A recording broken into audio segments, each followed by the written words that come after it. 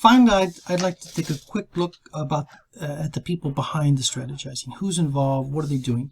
And this is seen in this pyramid of strategic practice, where we're looking at questions about who's involved, what are they doing, and what are the different methodologies that they're applying to get the job done. So let's take a relatively quick look at these three questions. Who is it? What are they doing? And which methodologies are they using to execute various activities and to undertake activities? First question is, who are the strategists? Who are the people involved? Well, as you can imagine, top management is traditionally involved, especially with deliberate strategy making. This could be the members of the board of directors. It could be the top management team, with the board of directors typically taking responsibility in a publicly traded company, for example. The CEO is considered the chief strategist of an organization. The CEO is accountable if a strategy succeeds or fails. Some CEOs make strategy very, very personal. We've mentioned this already. They're very emblematic. There's a personification of strategy. And the danger with maybe an overly involved CEO is they become overconfident. They think they can do anything with the company. And so that's a risk, obviously, that they have maybe they think too much of themselves and what they can do. The top management team, or the TMT, offers different points of view. What we call the C-suite leadership team comes in with a bunch of experience that they can offer to decision making. Be careful, because these people have other responsibilities day in, day out. Whether you're talking about the head of technology, the head of marketing, the head of sales, the head of operations, the head of R&D, the head of innovation. All of these people have other responsibilities than defining and designing strategy day in, day out. Why are they in the top management team is always a good question. They have been appointed in these positions, and the fact that they've been appointed into these positions can result in a bias in their decision. They're in the same thinking mode probably as the president and the CEO of the organization, because they've been appointed. And this means that there's a danger that the top management team all think alike, that there's group think. And so the TMT can be prone to not challenging enough their assumptions. Other people involved in top management could be non-executive directors. So other directors can get involved in the process to maybe go against this potential for groupthink of the top management team. The chairman of the board is often an external person in a large organization, and they can come in and get involved in the strategy process. But be careful, the chairman of the board is often a part-time appointment, and they may not have sufficient time to do this. The second group of people that are involved are what we'll call strategic planners. So strategic planners are these people that are head of strategy analysis. They're there to coordinate the process, and these people typically exist in large organizations. Strategic planners have specific skills in coordination and working with other people and teamwork, influencing resource owners, and influencing people to make sure things get done.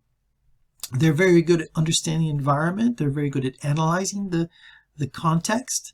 They can analyze M&A targets, for example. They have their own networks. They build their networks of contacts to understand the environment. So these are typical skills of strategic planners. What do they do? Well, strategic planners don't take strategic decisions. Okay, they're not going to say this is what we need to do.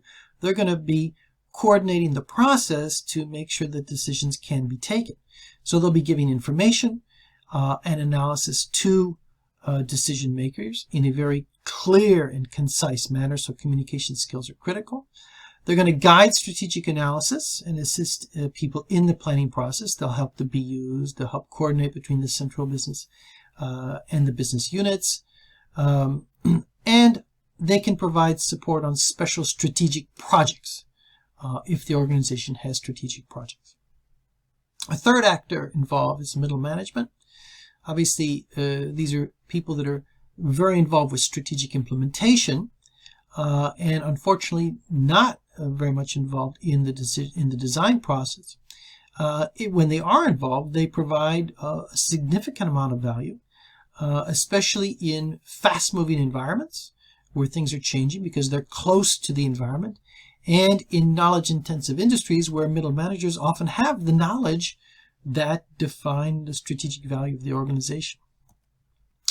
They are a key source of information, just as I said before, specifically in knowledge-intensive industries. They know what's going on. They're close to the field. They sense what's going on.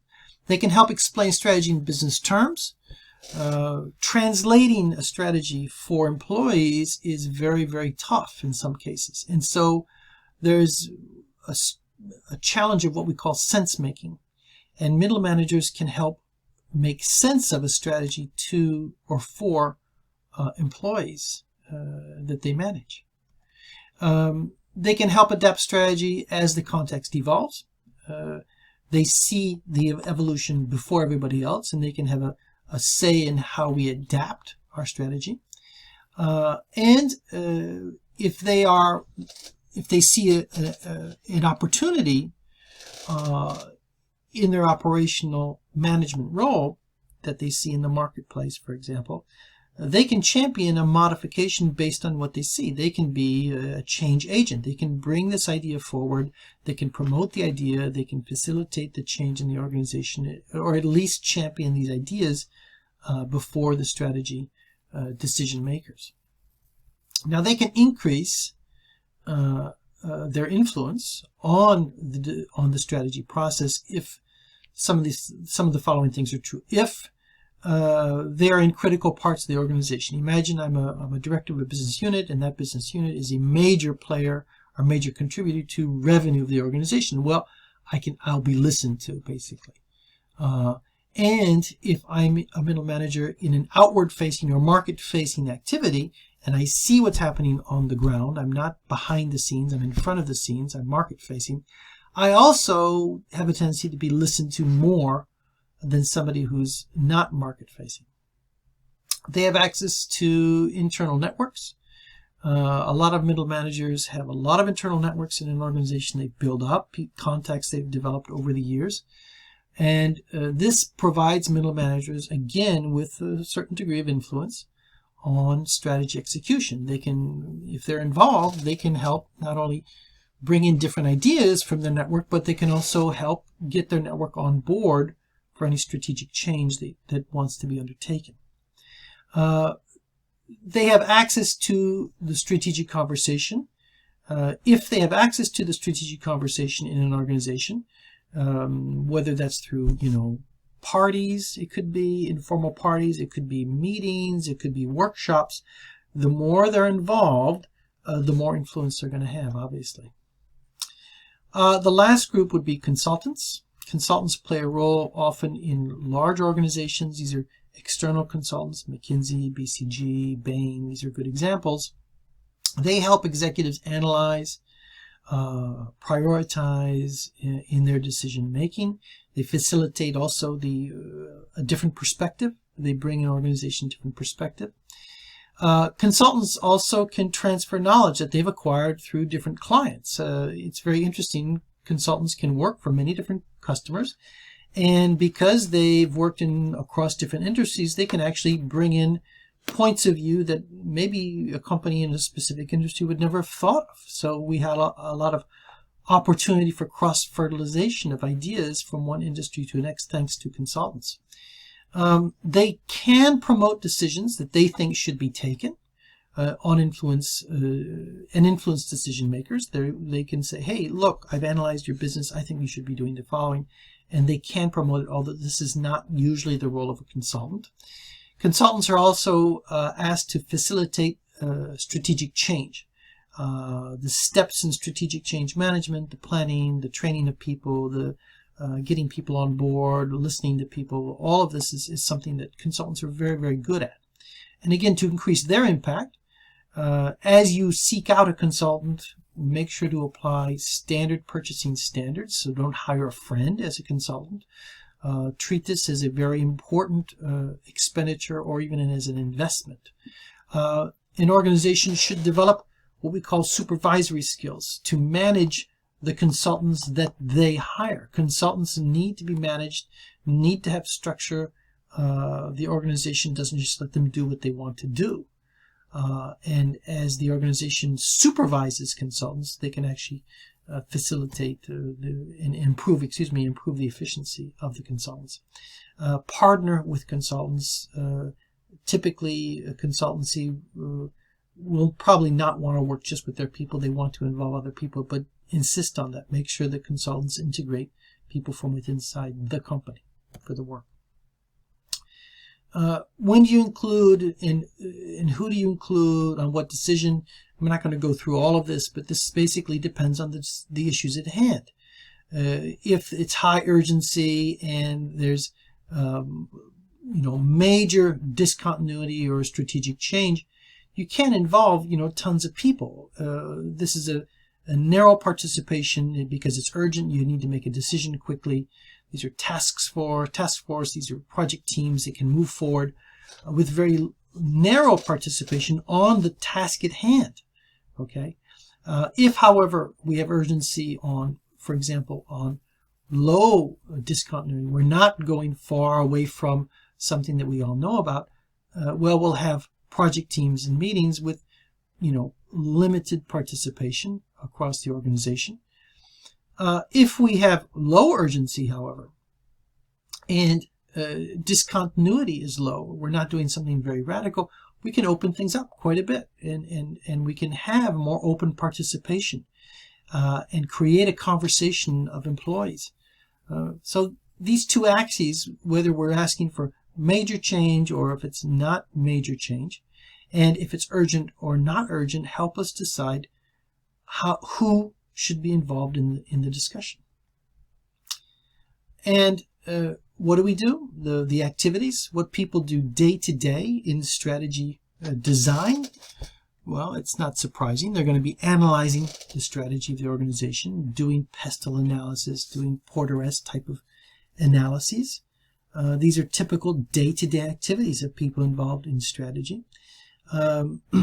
Don't forget to choose the tools based on what the question you're asking. Sometimes you don't want to do a complete review of the strategy. You want to make an adjustment. Well, choose the tools that help you get that done.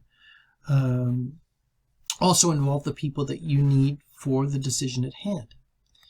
Another thing that strategists do is issue selling. They're trying to get the attention and build support for different issues or strategic issues. They've investigated areas. They believe that certain things are very important. They need to package the issue. They need to get people to understand it from their perspective. They need to what we call frame it. They need to present it in a way that makes sense to the person and also is impactful. They also need to use their understanding of the organization and the formal and informal channels to sell it to the organization. They need to understand who can influence who. They need to get ideas, strategists need to get ideas accepted by decision makers, and sometimes we need to understand, well, who can influence the decision makers. Strategists are also involved with decision making. And here we have to make sure that as you're making the decisions, you understand that you are all subject to what we call cognitive biases that will limit, for example, the information that you seek. You're going to be looking for information that confirms what you'd like to do. Hey, I think we should buy the following company. We should acquire the following company in our strategy. And what you'll do is you'll seek information that confirms that, yes, you should buy that company. That's a confirmation bias. We also suffer from halo effect, where everything good around somebody we know is also perceived as good. Anchoring bias, where we'll take a piece of information and that will be our anchor, and everything around that will be will determine how we perceive our environment. So if we look at if we take a competitor, for example, we analyze a competitor, then we'll always be comparing other competitors to that first competitor we analyzed. We anchored the analysis via the first piece of information we saw. And lastly, communications. Communications are typical activities being done day to day. Effective communication of vision, for example, through storytelling and getting people to understand the vision and to engage in it. We use different modes of communication, different media to properly engage employees. There are different ways to communicate internally in an organization, and we need to choose the right way to communicate. There are many media out there, and choosing the right media is part of the job of strategists, and also establishing a very focused and clear message. Don't mix multiple messages when communicating about strategy. Lastly, which methodologies are used? There are many ways we can define strategy and design strategy. One typical way is with what's called a strategy workshop. Strategy workshops are usually off-site activities where we'll gather members of the top management team. It's a way to build team spirit amongst the top management group. It allows us to question the strategy. It's usually done with a facilitator. And one of the key factors of success, or two factors of key of success, one is that workshop must be sponsored by the CEO, the top management. And secondly, you need to have that participants' minds free of their day-to-day responsibilities. So they need to be given time off to focus their minds on strategy. These types of workshops are effective if, well, you leave with a list of to-dos and who's responsible. If you can establish project groups and define who's going to be attacking whatever project, strategic project, who's in what group, who's in what team. So, again, this is linked to next steps. They're very effective if we nest multiple workshops. We can start with the workshop with, for example, the top management team. In the next workshop, we can keep the top management team and pull in maybe the next level of management. And a third workshop, we can go down to another level. And little bit by little bit, we're getting people involved in more grounded discussions can surface. And once again, to be effective, have visible commitment by top management. Another way we strategize is through strategy projects. We build very, very concise, time-constrained projects that deliver a strategy,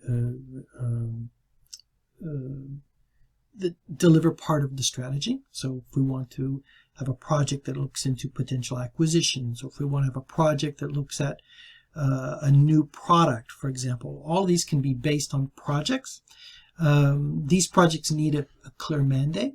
Okay, if one of the projects is to go and spend 3 months in a project into discovering new potential needs of consumers, well, what's the mandate? What's going to define success? What's top management's commitment to this project? Are they ready to invest? What are the milestones of this project? When do you expect deliverables? Who's involved? And what resources have been given to this project to make it succeed? Do they have the appropriate resources? Those are strategic projects, and typically companies will invest time and effort in strategic projects so they advance. These are project teams, very focused, looking at a very particular issue of strategy design, and they go off and do that, but they need to have all of this with them to succeed. And lastly, strategic plans. This is the outcome, obviously, of all of this. Specifically, any workshop activity. Strategic plans are like business plans. They provide the argument, the definition of what we're going to do. They're going to basically give the mission, analyze, present the environment. They're going to propose the strategy. They're going to explain the analysis. They're going to explain the resources we need, etc. Strategic plans are the output of all of these strategizing activities. It's a written document. It lays out the step-by-step goals, step-by-step activities to achieve the goals that we want. So if you have any questions about what we've discussed in this module, we've discussed a lot, please feel free to send me your questions, and I look forward to reading them. Have a good day.